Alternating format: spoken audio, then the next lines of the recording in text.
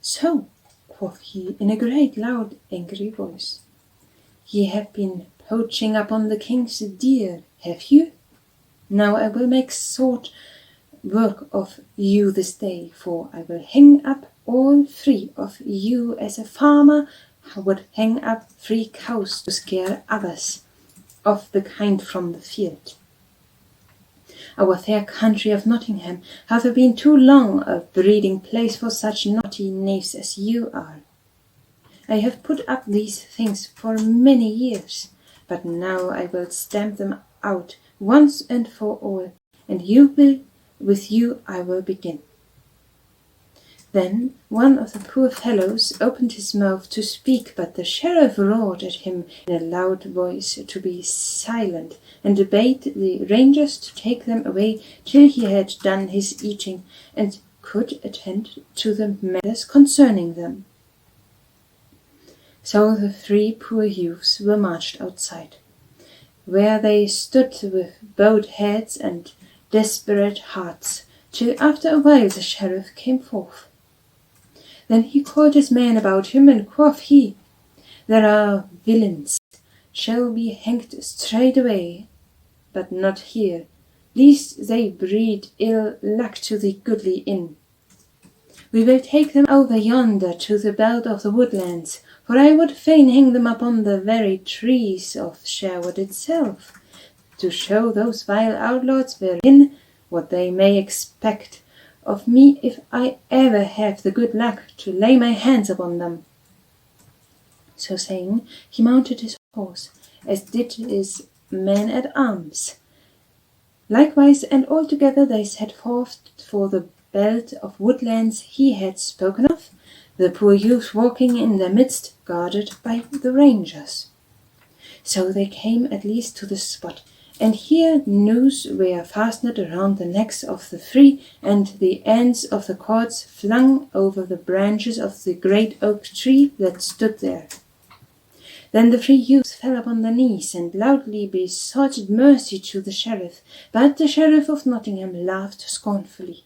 Now, quoth he, I would that I had a priest here to shrive you, but as none is nigh, you must e'en travel your road with all your sins packed upon your backs, and trust to Saint Peter to let you in through the gates of paradise like 3 peddlers into the town. In the meantime, while all this had been going forward, and an old man had drawn near the stood, leaning on his staff looking on. His hair and beard were all curly and white, and across his back was a bow of yew that looked much too strong for him to draw. As the sheriff looked around, ere he ordered his men to string the 3 youths up to the oak tree, his eyes fell upon the strange old man.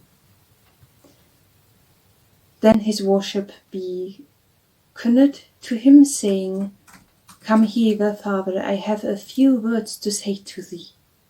So Little John, for it was none other than he, came forward, and the sheriff looked upon him, thinking that there was something strangely familiar in his face before him. How now, said he, methinkest I have seen thee before. What then may be thy name, father? Please your worship, said Little John, in a cracked voice like that of an old man. My name is Gillis Hobbles, at your worship's service. Gillis Hobbles? Gillis Hobble, muttered the sheriff to himself, turning over the names that he had in his mind, to try to find one to fit this. I remember not thy name, said he at least. But it matters not. Hast thou a mind to earn 6pence this bright morn? I marry, quoth Little John, for money is not so plenty with me that I should cast 6pence away, on I could earn it by an honest turn. What is your worship would I have to do me? Why this, said the sheriff. Here are 3 men that need hanging as badly as any ear I saw. If thou wilt string them up, I will pay thee 2 pence apiece for them. I like not that my man-at-arms should turn hangman. Wilt thou try thy hand?" "In sooth," said Little John, still in his old man's voice, "I hae never done such a thing before, but the 6 pence is to be earned so easily I might as well hae it an anybody. But your worship, are these naughty fellows shrived?" "Nay," said the sheriff, laughing, "never a whit. But thou mustst turn thy hand to that also, if thou art so minded.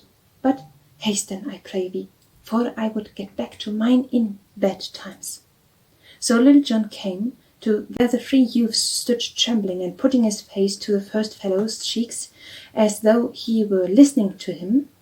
He whispered softly in his ear, "Stand still, brother, when thou fallest thy bonds cut.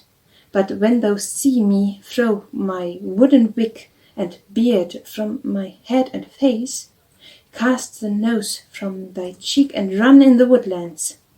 Then thou slyly cut the cord that bounded thy youth's hands, though upon his part stood still as though he were yet bound. Then he went to the second fellow and spoke to him in the same way, and also cut his bands.